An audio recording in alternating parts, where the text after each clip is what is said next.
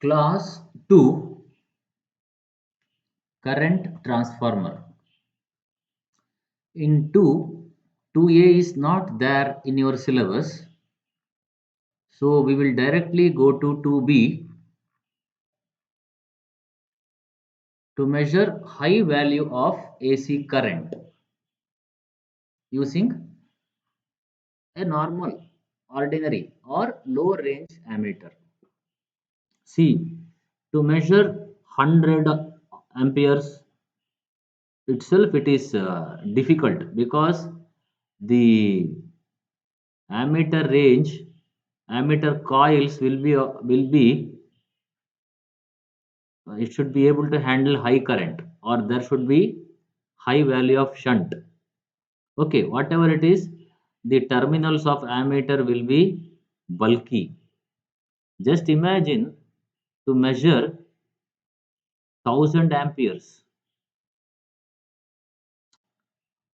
Hence, to measure high value of AC current, we first reduce it to a safer value using a current transformer or CT, which steps down the current from say 10 to 5 or 25 to 5 or 50 to 5, which is called as 10 is to 5, 25 is to 5, 50 is to 5 ratios of the CT.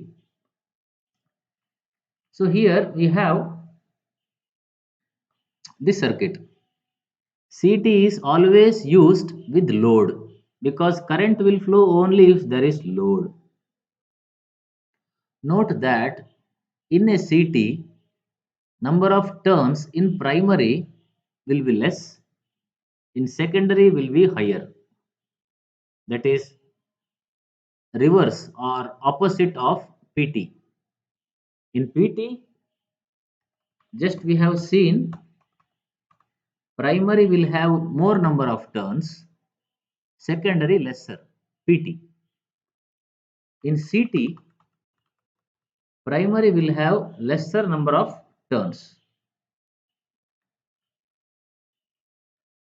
Okay, right.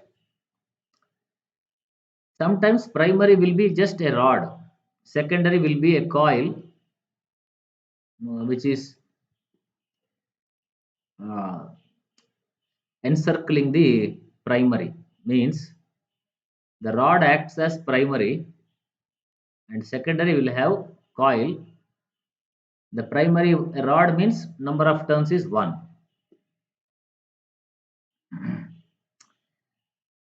Okay, we will see the construction.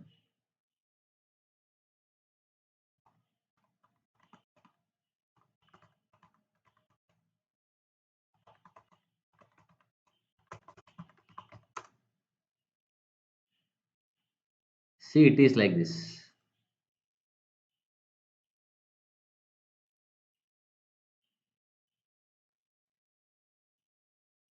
See, this rod acts as primary. Okay, which is shown here. This is the circuit symbol. IP means primary current and secondary there will be winding. So this is the core on which secondary is wound. You know, when current flows through a conductor, magnetic flux will be there around it, which is now passing through the core. Since this is AC current, flux will be varying. So varying flux will induce some voltage in the secondary, which will make some current to flow here. Okay, so this will be the actual construction, right? So in the circuit, initially bulbs will be off. Okay, this is the load. Primary is in series with the load, and this is say A1, this is A2, primary current, secondary current. See PS. Okay, so this when you switch on the load, current will flow in the primary like this. Switch is closed. Okay, switch is closed now. Current will flow like this. If you close this particular first lamp, current will flow like this. If you switch on more lamps, more current will flow like this, like this, like this, like that. Then, as primary current flows, secondary current also will flow, which will be indicated here.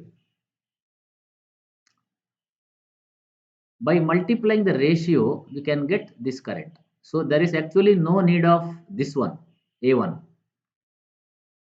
A1 or AP, IP. Okay, AP or A1 or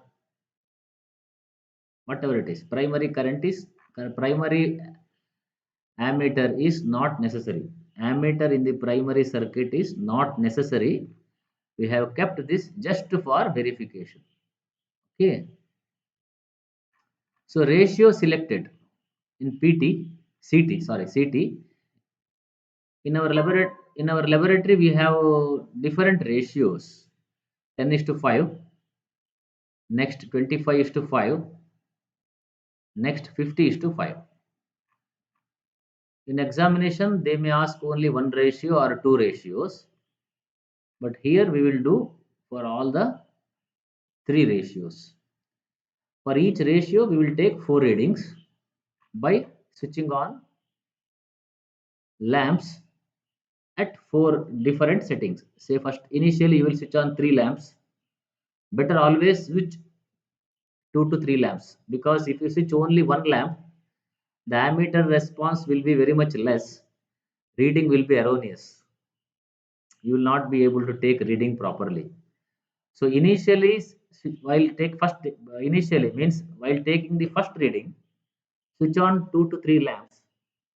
Thereafter, switch on one lamp for the next reading. So first three lamps, then fourth, fifth, sixth. Means for the first, say three lamps first reading, fourth lamp second reading, fifth lamp third reading, sixth lamp fourth reading.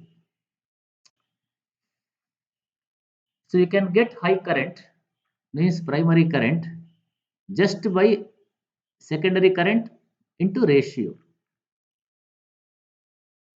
Secondary current is into ratio. Secondary current into ratio will give primary current. You can verify using this. Okay, table I have written twice. Okay, one is the image file, another is word file.